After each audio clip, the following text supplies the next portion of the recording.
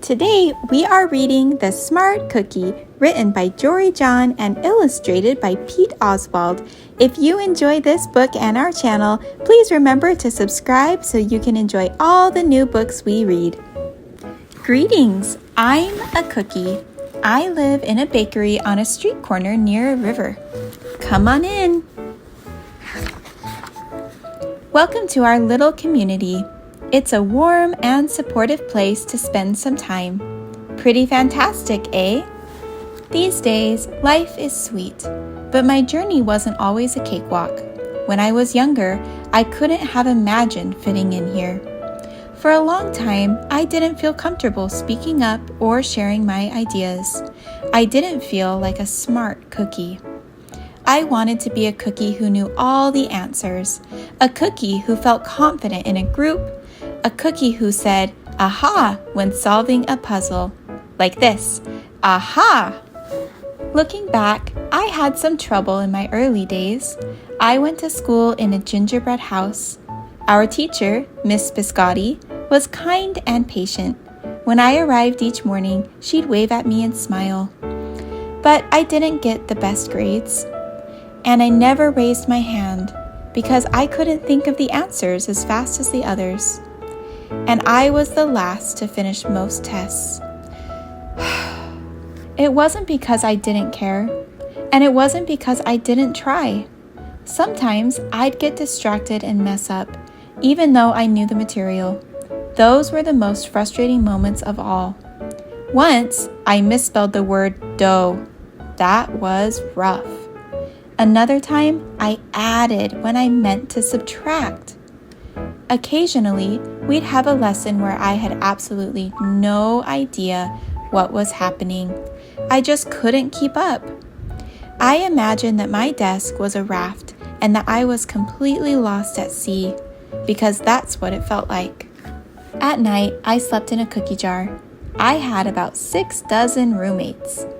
Move, you move, no, you move, no, you move, no, you move. I'd stay awake and stare out the window and worry. And it went this way, day after day after day. But then something happened that changed everything. It all started with a homework assignment. Miss Biscotti requested our attention one afternoon.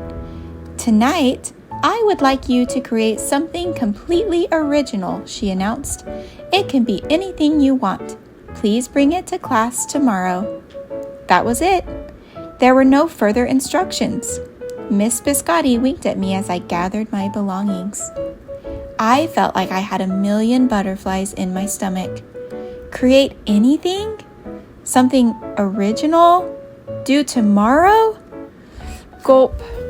When I got home, I immediately went to work. At first, I tried a cooking project. The results were half-baked. Next, I tried to hammer and nail something. It splintered immediately.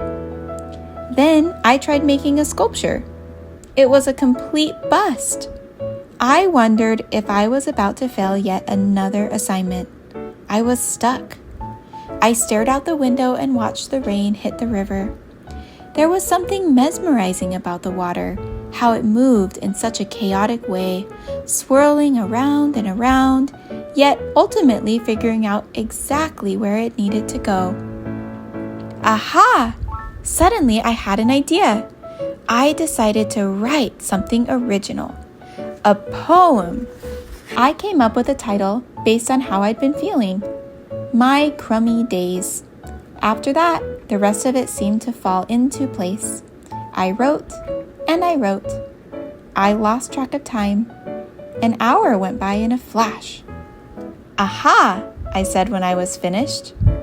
I couldn't sleep that night, but it wasn't because I was worried. It was because I was excited. I felt like I had really accomplished something. I felt smart. The following day, Miss Biscotti asked for volunteers to share what we'd created. One kid showed off his original frosting art. Another kid revealed her sprinkle distribution machine. It was neat seeing how everyone was good at such different things. Finally, Miss Biscotti turned to me. "Would you like to share anything?" she asked. Gulp. I gulped. I thought I'd probably crumble under the pressure. But I made my way to the front of the classroom. I noticed my hands were shaking. My mouth went dry.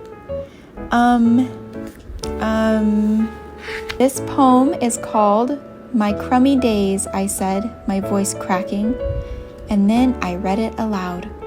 As I spoke, I noticed some kids nodding at certain lines. Other kids laughed at parts that were supposed to be funny. As I built toward the finale, I felt myself becoming more confident and animated. And in the end, everybody clapped and cheered. I promise you this, I'll never, ever forget it. Miss Biscotti was beaming. "No one but you could have written that poem," she said. "It was completely original." Aha! I had done it. I'd created something and shared it with the world. Well, my world, at least. The rest of the day was a blur. By recess, I was already planning my next poem. I would call it "My Sweet Morning." Aha, I thought when I came up with the title. Later that afternoon, Miss Biscotti handed me a note. It said that I should keep on writing no matter what. That meant so much to me. School was a bit different after that. I wasn't so scared to raise my hand or ask a question, or share my work.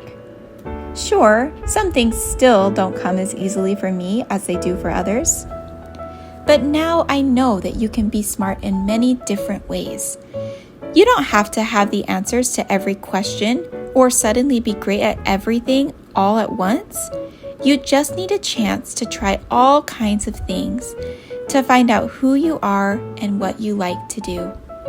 As for me, I learned that I can write and I can think up great ideas. And I found plenty of other things I'm good at too. I no longer feel lost at sea.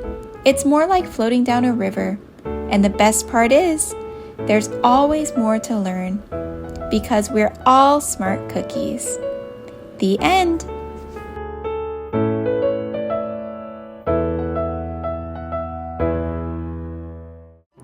Thank you for joining us today. Please remember to like and subscribe so you can enjoy all of the new books we read.